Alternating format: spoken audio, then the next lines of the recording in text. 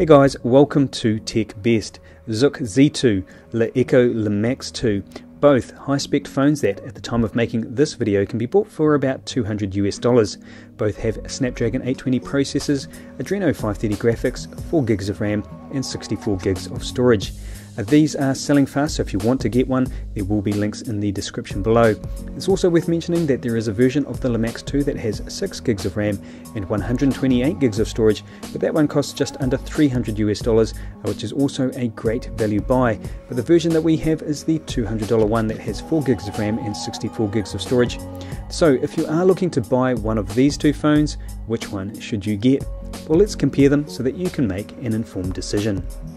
The version of the Le Max 2 that we have is the one called X829. It came with a fast charger, a USB Type-C cable, a set of headphones, a 3.5mm headphone adapter, a case, and it also came with a factory-fitted screen protector.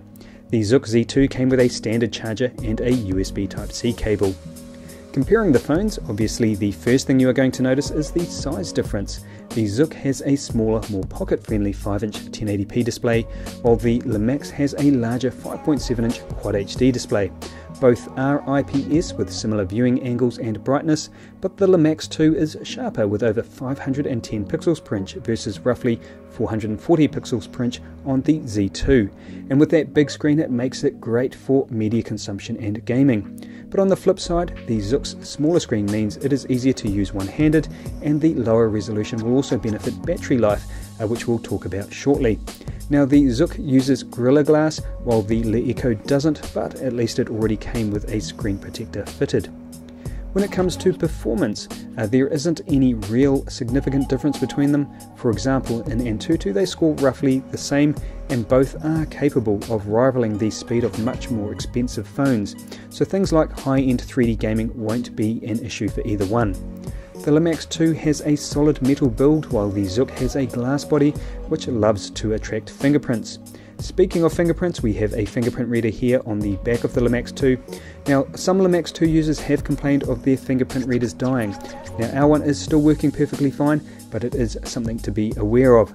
The ZUK Z2 has its fingerprint reader on the front, built into the home button. Also, this home button does extra duty as the navigation buttons depending on how you tap, press or hold it. For example, a single click returns you to the home screen, while a double click brings up the multitasking menu. Now, you can modify these in the settings if you want. The Le Max 2 uses more traditional backlit navigation buttons. Both phones have USB Type-C with Quick Charge 3.0, but as mentioned before, only the Le Max 2 came with a fast charger. Both phones are unlocked and have dual nano SIMs. Now, if you want to know if these phones will work with your network carrier, there will be a link in the description for where you can check this. The Le Max 2 is about 0.5 mm thinner than the Z2, but then again the Z2 has a larger battery, 3,500 mAh versus 3,100 mAh, and it also does not have a camera hump. Speaking of cameras, we have a 21 megapixel camera on the Le Max 2 and a 13 megapixel camera on the Z2. Now, both can do 4K video and both have 8 megapixel front cameras, but between these two though, if you need a good camera, the Le Max 2 is the one that I would recommend. It has more resolve detail, better low light quality, and in videos the audio is louder and clearer.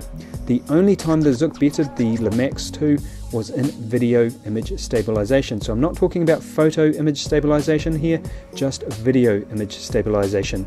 So in everything else, the Le Max 2 was better. Now, when it comes to battery life, the ZUK Z2 is the winner, as you'd expect. With a smaller, lower resolution display and a larger battery, you'll get about a day and a half of battery life with moderate usage, while the Le Max 2 will get about a day of use. Now, the Le Max 2 does have an IR blaster, but it does not have a 3.5mm headphone jack, so you'll need to use Bluetooth headphones, or you'll have to use the included adapter. The ZUK Z2 didn't come bundled with any headphones, but it does have a headphone jack, so you can use virtually any headphones without the need for an adapter.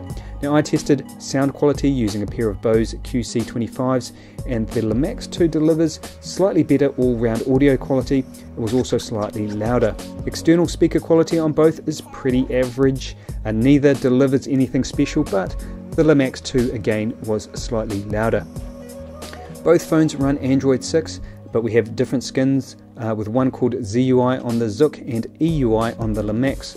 Now both differ from stock Android. For example, there is no app drawer, and neither have quick toggles in the notification shade. To get to the toggles on the ZUK you have to slide up from the bottom, and on the Le Max you get to them using the multitask button. Between the two, ZUI is my least favorite.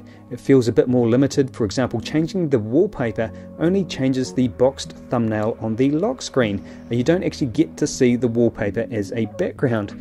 Thankfully though, this is Android, so it can easily be changed, but in stock form, ZUI feels more restrictive. So let's sum this up. Both perform roughly the same, but the Le Max 2 has the better screen, better cameras, slightly better audio. It also has an IR blaster, but it lacks a 3.5mm audio jack. Also, both phones do not have micro SD support.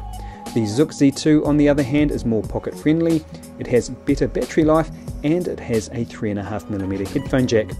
Now I'll leave voting options in the comment section below. Let me know which one you like best. And on a side note, if you like the Le Max 2 but you don't like the idea of having to use a headphone adapter, you could consider getting Bluetooth earphones. For an affordable pair, I recommend these, the Meizu EP51s, which cost about $30 US. They have great build quality and sound. Check out my review on these, and for some truly wireless buds, check out my review on the Syllable D900 Minis. They don't sound quite as good, but they still offer good value. Thanks for watching, I'll catch you in the next one.